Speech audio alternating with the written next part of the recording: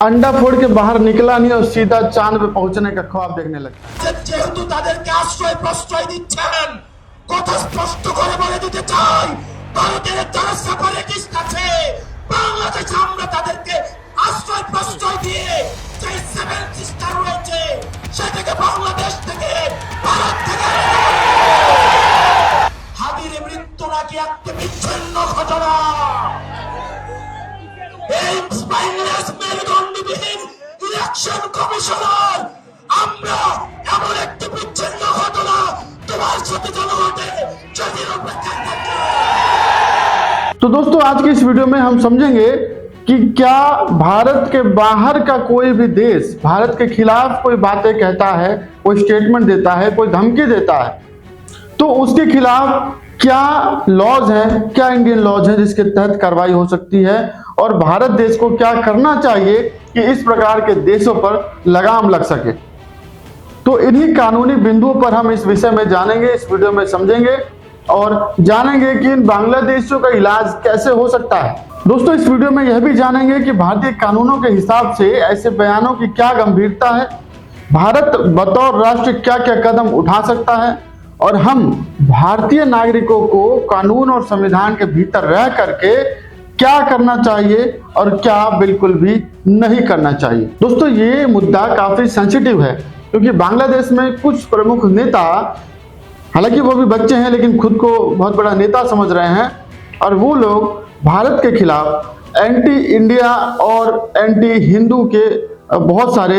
Statements दे रहे हैं और भारत के सेवन सिस्टर्स यानी जो 7 राज्य हैं उनको भारत से अलग करने की धमकी दे रहे हैं। तो दोस्तों इस प्रकार का जो स्टेटमेंट है वो केवल धमकी नहीं है, ये भारत की संप्रभुता और अखंडता एकता पर बहुत ही गहरी चोट है। दोस्तों इस वीडियो के अंत तक बने रहें क्योंकि इस वीडियो के अंत में मैं आपको बताऊंगा कि आपको क्या ध्यान में रखना आवश्यक है जिसकी वजह से आपका गुस्सा गलत दिशा में ना चला जाए और यदि गलत दिशा में चला गया तो भारत को क्या नुकसान हो सकता है। तो दोस्तों तमाम मीडिया चैनल्स पर आपने देख ही लिया होगा कि बांग्लादेश में क्या चल रहा है। जी हाँ, शेख हसीना को बाहर निकालने के लिए, उसकी सत्ता को खत्म करने के लिए एक उस्मान हादी नाम से एक नेता था जिसको जैन जी समर्थन देते थे और उसी का हाथ बताया जाता है कि उसने शेख हसीना को और बांग्लादेश की इस स्थिति में बांग्लादेश को लाने में उसका बहुत ही बड़ा सहयोग था, जिसकी वजह से यूनुस खान जो है वो अभी बांग्लादेश पर शासन कर रहा है। अब हाल ही में उस्मान हादी की हत्या हो जाती है और ये हत्या का ठीकरा लोग, बांग्लादेश के लोग फोड़ते हैं भारत पर, जिसके लिए वहां पर आक्रोश दिखाया जा रहा है, भारत के खिलाफ जो है प्रोटेस्ट किए जा रहे हैं, भारत के राजदूत के पास जाकर के वहां पर प्रोटेस्ट किए जा रहे हैं, वहां पर बोर्ड्स, साइन बोर्ड्स वगैरह दिखाए जा रहे हैं और विरोध प्रदर्शन किया जा रहा है। इसके अलावा वहां पर जो हिंदू कम्युनिटी है उन पर भी अत्याचार किए जा रहे हैं ताकि भारत को इससे चोट पहुंचे और भारत उस पर कोई प्रतिक्रिया दे जिससे उनका जो चुनावी कैंपेन है वो हाईलाइट हो सके और वो वहां के लोगों को बरग ला करके उनका वोट हासिल कर सके। उस्मान हादी की हत्या के बाद अब हसनत अब्दुल्ला सामने आ गया है जिसने भारत को खुले तौर पर धमकी दी है कि भारत के सेवन सिस्टर्स को भारत से अलग कर देंगे और भारत के खिलाफ जो कार्रवाई करने वाले लोग हैं उनको हम शरण देंगे, हम उनका साथ देंगे। इस प्रकार का स्टेटमेंट काफी आपत्तिजनक है और भारत की संप्रभुता, एकता, अखंडता के खिलाफ है। ये केवल हेट स्पीच ही नहीं बल्कि ये भारत के खिलाफ युद्ध जैसी मानसिकता को दर्शाता है। अब ऐसी स्थिति में भारत क्या कर सकता है वो जान लेते हैं। इसमें भारत का पहला कदम ये होना चाहिए कि भारत को कूटनीतिक तौर पर उनको सबक सिखानी चाहिए और इस डिप्लोमेटिक आधार पर भारत का जो विदेश मंत्रालय है, विदेश मंत्रालय हाई कमीशन को, बांग्लादेश के हाई कमीशन को आधिकारिक रूप से लिखित में इस बात की निंदा करे और स्पष्टीकरण मांगे। इस लिखित विरोध के साथ भारत को बांग्लादेश से ये मांग करनी चाहिए कि वो अपनी धरती पर इस प्रकार भारत विरोधी गतिविधियों को रोकने का काम करे और जो लोग इसमें शामिल हैं उनके खिलाफ कानूनी कार्रवाई करे, उनको हिरासत में ले, उनके खिलाफ FIR दर्ज करे और वहां के जो हिंदू कम्युनिटी है उसको सुरक्षा प्रदान करे। तो पहला कदम भारत सरकार कूटनीतिक तौर पर ये कर सकती है। अब बात कर लेते हैं दूसरे कदम की जिसमें सुरक्षा को ध्यान में रखते हुए भारत को कदम उठाने चाहिए। भारत की सुरक्षा को ध्यान में रखते हुए इसमें UAPA का प्रोविजन है जिसमें अनलॉफुल एक्टिविटी प्रिवेंशन एक्ट के तहत इस प्रकार का स्टेटमेंट देने वाले या फिर कोई कृत्य करने वाले को आतंकी संगठन या गैर कानूनी संगठन भारत घोषित कर सकता है। इसके अलावा सुरक्षा को दृष्टिगत रखते हुए बाहरी तत्वों से जुड़े हुए जो आंतरिक तत्व हैं, आंतरिक भारत के अंदर छिपे हुए जो लोग हैं, जो बांग्लादेशियों को सपोर्ट करते हैं, उनकी विचारधारा को सपोर्ट करते हैं, भारत के खिलाफ गतिविधि में अपना योगदान देते हैं, उनकी फंडिंग, उनका नेटवर्क, उसको पूरी तरीके से तबाह करने का काम करना चाहिए और जल्द से जल्द ऐसे नेटवर्क को खत्म करना चाहिए। ऐसे लोगों को, इनको भी यूएपीए में शामिल करके इनके खिलाफ कार्रवाई की जानी चाहिए। अब सुरक्षा के दृष्टिगत भारत ऑलरेडी इस पर एक्शन ले भी चुका है कि जो भारत की सीमाएं बांग्लादेश से लगती हैं वहां पर सिक्योरिटी को और भी मजबूत किया जाए, वहां से घुसपैठ को रोका जाए, क्योंकि जैसी उनकी विचारधारा है, जैसी उनकी इंटेंशन है, तो बांग्लादेशी इस तरीके से काम करेंगे कि किसी भी प्रकार से भारत में घुसपैठ करें, यहाँ पर अपना नेटवर्क बनाएं और उस नेटवर्क के माध्यम से भारत को क्षति पहुंचाने का प्रयास करें। जैसा कि उन्होंने अपनी धमकी में भी कहा है कि वो सेवन सिस्टर को अलग करना चाहते हैं, भारत में जो भारत विरोधी कार्य करते हैं उनको शरण देना चाहते हैं, उनके साथ अपना नेटवर्क बना के रखना चाहते हैं। तो ये सारी जो चीजें हैं, इस पर रोक लगाने के लिए भारत को आंतरिक रूप से इन गतिविधियों को तुरंत रोकने के लिए मजबूती से काम करना चाहिए। अब इस विषय में, क्योंकि बांग्लादेश एक अलग देश है, वो भारत के अंदर नहीं है, वहां के लोगों पर भारत के कानून के हिसाब से कोई एक्शन नहीं हो सकता, तो अगला कदम भारत का ये हो सकता है कि भारत जो है इस विषय को अंतर्राष्ट्रीय स्तर पर और मानवाधिकार पहलू के आधार पर इस पर आवाज उठाए, क्योंकि ये मामला सिर्फ भारत बांग्लादेश का नहीं है, ये अंतर्राष्ट्रीय स्तर पर भी मायने रखता है, क्योंकि दोनों देशों ने आतंकवाद के खिलाफ संयुक्त लड़ाई और सीमा पार उग्रवाद न बढ़ाने की संधियां की हैं। अगर किसी देश की जमीन से पड़ोसी देश की संप्रभुता को तोड़ने की खुली धमकी आती है तो वो इन कमिटमेंट्स का उल्लंघन मानी जाती है। साथ ही बांग्लादेश के अंदर हिंदू अल्पसंख्यकों पर हमले या धमकियां अंतर्राष्ट्रीय ह्यूमन राइट्स और माइनॉरिटी प्रोटेक्शन नॉर्म्स का मुद्दा भी बनती हैं, जिसे भारत डिप्लोमेटिक और अंतर्राष्ट्रीय फोरम में उठा सकता है और उठाना भी चाहिए। अब ये तो रही सरकार की बातें कि सरकार को इस विषय में क्या कदम उठाना चाहिए। अब आप लोगों के लिए बात है कि आप लोगों को इस विषय में क्या नहीं करना चाहिए। ये सारी चीजें न्यूज और मीडिया में देखने के बाद आप लोगों का गुस्सा जो है वो स्वाभाविक है,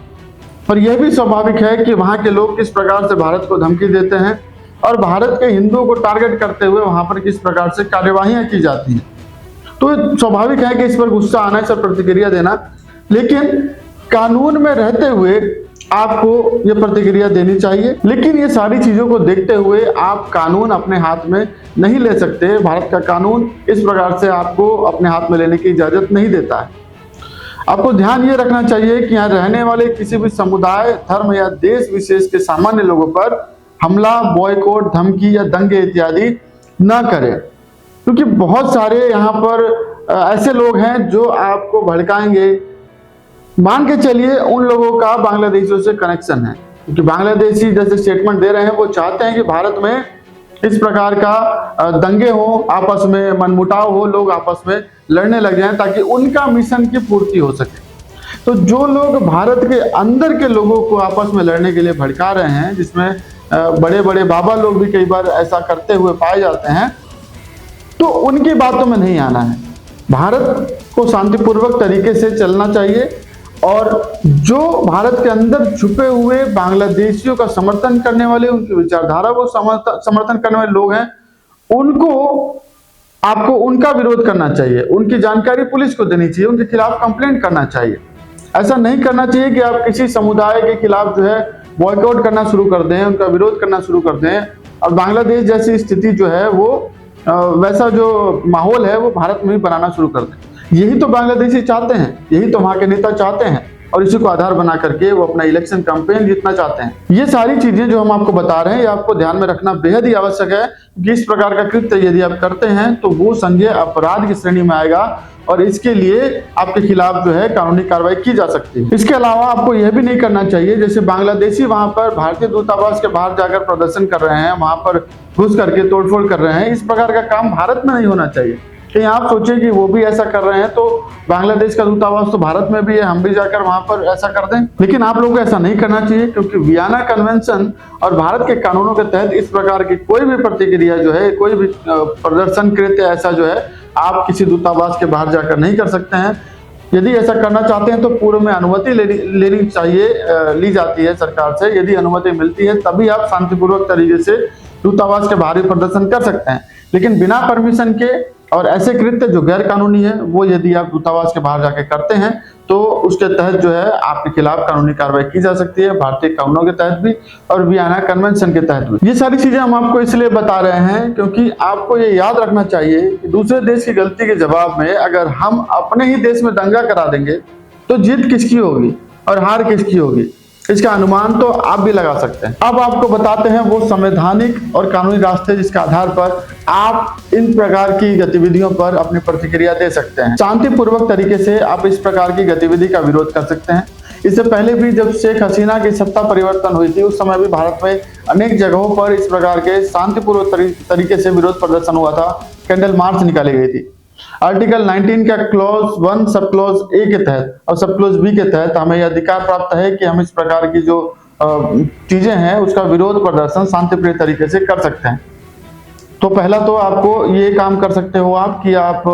कोई शांतिपूर्वक रैली निकालकर शांतिपूर्वक पूर्व अनुमति लेकर धरना प्रदर्शन करके और कैंडल मार्च करके इस प्रकार का प्रोटेस्ट आप जो है कर सकते हैं। और इन प्रोटेस्ट में आप सीधे तौर पर बांग्लादेश को तथा अंतर्राष्ट्रीय स्तर पर अपनी बात को रख सकते हैं और इस बात का विरोध कर सकते हैं कि जो कार्रवाई बांग्लादेश में हो रही है भारत के खिलाफ, हिंदुओं के खिलाफ, उसको किसी भी तरीके से बर्दाश्त नहीं किया जाएगा और उसका विरोध किया जाएगा। इसके अलावा आपका यह भी दायित्व है और अधिकार भी है कि आप अपने स्थानीय एमपी और एमएलए को रिप्रेजेंटेशन दें और उसमें उनसे सरकार से सवाल पूछें और उनको ये कहें कि वो संसद और विधानसभा में इसको लेकर के सवाल उठाएं और इस पर समाधान करने का प्रयास करें। बांग्लादेश के खिलाफ जो है एक्शन लेने का डिप्लोमेटिक तौर पर काम करें, जिसमें आप उनसे ये प्रश्न पूछ सकते हैं कि जैसी कार्रवाई बांग्लादेश में हो रही है भारत ने क्या डिप्लोमेटिक कदम उठाए हैं या सीमा सुरक्षा और नॉर्थ ईस्ट के लिए क्या एक्स्ट्रा मेजर लिए गए हैं। इस प्रकार के प्रश्न जब आप सरकार से पूछेंगे तो सरकार जो है प्रतिक्रिया देने के लिए, इन पर एक्शन लेने के लिए डिप्लोमेटिक तौर पर और भारत की जो राष्ट्रीय नीति है उसके आधार पर कार्यवाही करने के लिए बाध्य हो जाएगी और उसको बांग्लादेश पर उसकी इस तरीके की बचकानी बातों पर रोक लगाने का काम करेगी। आखिर में एक एडवोकेट के तौर पर और एक भारतीय नागरिक के तौर पर हम आपसे यही कहेंगे कि हमारी राय ये है कि बांग्लादेश के कुछ नेताओं द्वारा जो ये धमकियां दी जा रही हैं ये पूर्ण रूप से निंदनीय है और भारत को उस पर कड़ा डिप्लोमेटिक और सिक्योरिटी लेवल का जवाब देना चाहिए। लेकिन भारत की सबसे बड़ी ताकत इसकी संवैधानिक लोकतांत्रिक व्यवस्था और अंदरूनी एकता है, इसलिए कानून तोड़ कर नहीं, कानून का इस्तेमाल करके अपनी आवाज उठाएं। उम्मीद करते हैं इस वीडियो के माध्यम से एक महत्वपूर्ण जानकारी आप तक पहुंची है। चैनल पर नए हैं तो चैनल को सब्सक्राइब करें, वीडियो को शेयर करें, लाइक करें और अपने कमेंट भी साझा करें। मिलता है अगली वीडियो में, तब तक के लिए जय हिंद, जय भारत।